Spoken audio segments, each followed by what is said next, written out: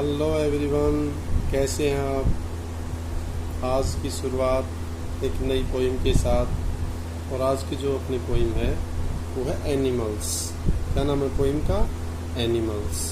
और वो लिखी गई है वोल्ट विटमैन के द्वारा। वोल्ट विटमैन के द्वारा लिखी गई है एनिमल्स पोइम है। अगर वोल्ट विटमैन की बात करें तो major poet in early American poetry. शुरुआती जो अमेरिकन पोइट्री लिखी गई थी 1819 से 1892 तक, उसके काफ़ी इम्पोर्टेंट और मेजर रोल प्ले किया वोल्ट विटमैन ने। और ज़्यादातर उन्होंने used of free verse. Free verse वो होता है जहाँ कोई राइम, कोई मीटर, कुछ फॉलो ना करना हो, जैसा आप चाहते हो वैसा ही आप एक्सप्रेस कर देते हैं। That is called free verse, without any metre, without any boundation. और जो ये पोइम आपकी पर्टिकुलर पोइम है डेराइव्ड फ्रॉम, ये ली गई है Song of Myself in Leaves of Grass. Leaves of Grass एक बुक है, उसमें एक पोइम है, बड़ी सी पोइम है, लॉन्ग पोइम है सॉन्ग ऑफ माई सेल्फ। उसका एक पार्ट है एनिमल्स। अब इस पर्टिकुलर पोइम के अंदर जो वोल्ट विटमैन वो कंपेयर करता है, तुलना करता है ह्यूमन बींग्स की और एनिमल्स की। और अब इस जो कंपैरिजन है इसमें वो प्रूव कर देता है, सिद्ध कर देता है कि जो एनिमल्स हैं they are far better than human beings. ये सारी की सारी और यही चीज़ें आपकी इस पोइम में रिफ्लेक्ट की गई हैं। देख लेते हैं एक बार। तो इसके अंदर comparison between human beings and animals. He also proves that animals are far better than human beings. अब स्टार्ट करते हैं। Let's start the poem. कितना समझ में आ गया होगा बैकग्राउंड क्या है वोल्ट विटमैन के बारे में, पोइम में क्या मिलेगा। अब आपकी पोइम स्टार्ट करते हैं। चलिए okay.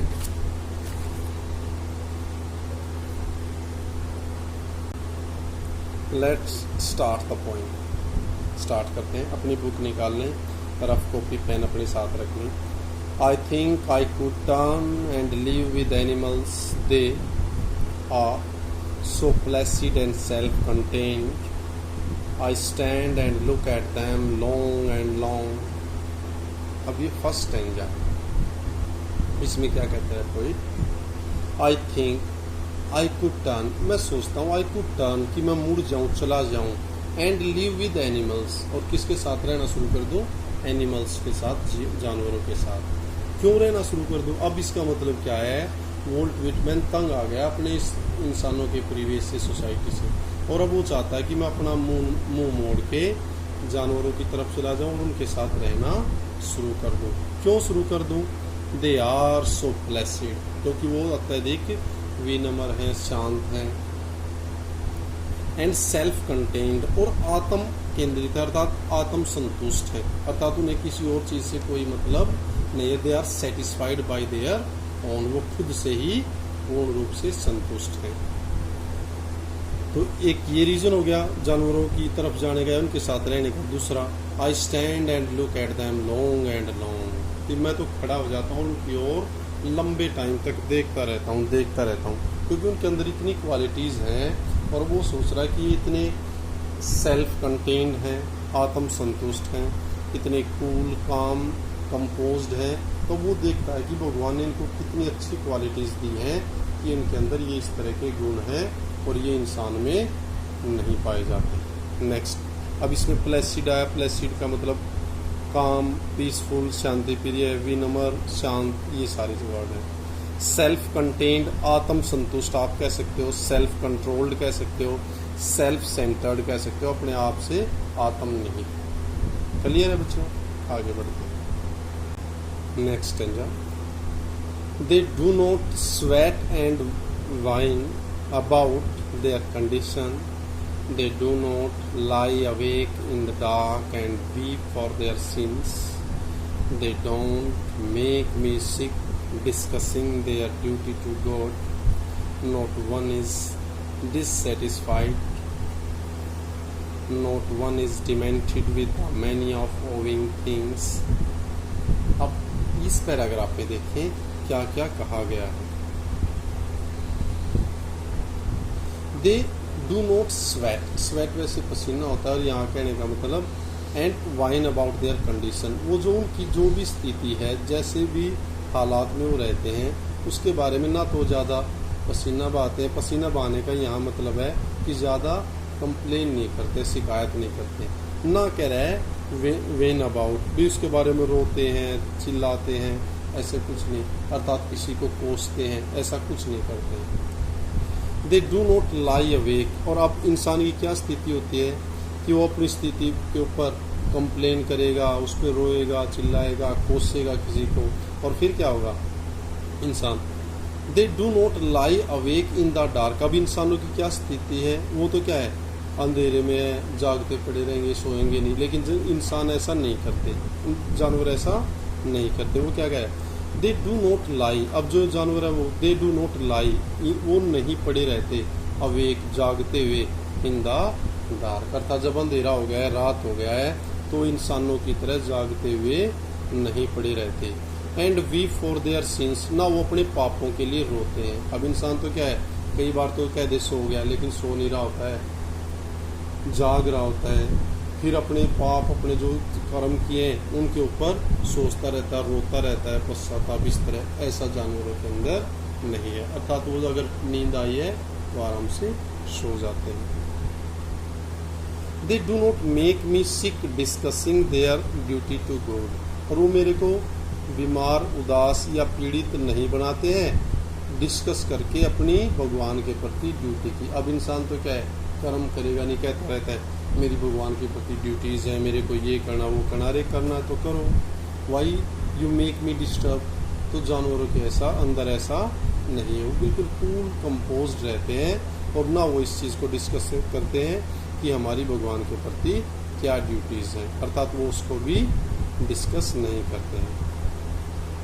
Note one is dissatisfied, अब जो पॉइंट में ऑब्जर्व किया है, उसने एक भी जानवर को डिससेटिस्फाइड भी नहीं देखा है। सेटिस्फाइड होता है संतुष्ट, डिससेटिस्फाइड है असंतुष्ट, अर्थात उसने कोई जानवर असंतुष्ट भी नहीं देखा है। Note one is demented with many of owing things, note one, और एक भी जानवर ऐसा भी नहीं देखा है डिमेंटेड विद, जो पागल हो गया हो, डिस्टर्ब हो गया हो, विद द मैनिया, पागलपन, ऑफ ओविंग थिंग्स, ना एक भी जानवर ऐसा है जो वस्तुएं अपनाने में, लेने में, उनके ऊपर अधिकार करने के पागलपन में पागल हो गया हो, ऐसा भी नहीं। अर्थात उन्हें इस सांसारिक चीज़ों से, जो एक्सटर्नल, जो मटेरियलिस्टिक चीज़ें हैं, उनसे ज़्यादा मोह नहीं है, इसलिए पोइट को वो जानवर अच्छे लगते हैं। अब इसमें आधा स्वेट बता दिया, पसीना, मेहनत करना।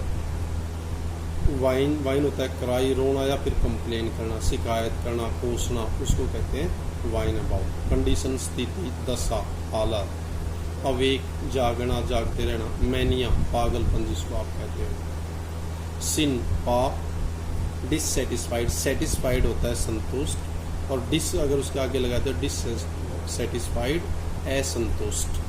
डिमेंटेड होता है मैड, पागल या disturb.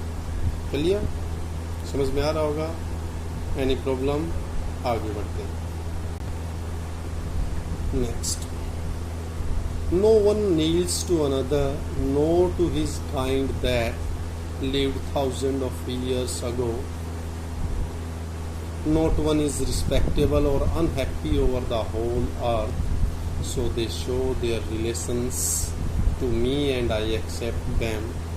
They bring me tokens of myself. They evince them plainly in their possessions. अब पोइट इस पर्टिकुलर पैराग्राफ में क्या कह रहा है देखिए। No one kneels to another, kneels होता है झुक जाना, घुटने टेकना। क्या होता है नील? झुक जाना या घुटने टेकना। कि मैंने किसी भी जानवर को नहीं देखा है कि टू नील टू अनदर, कि वो एक दूसरे के आगे घुटने टेकते हो। इंसान तो क्या है, घुटने टेकता है। इसका मतलब एक दूसरे के ऊपर कोई किसी को गुलाम बना रहा है और कोई किसी का गुलाम बन रहा है। जानवरों में ऐसी प्रवृत्ति नहीं है।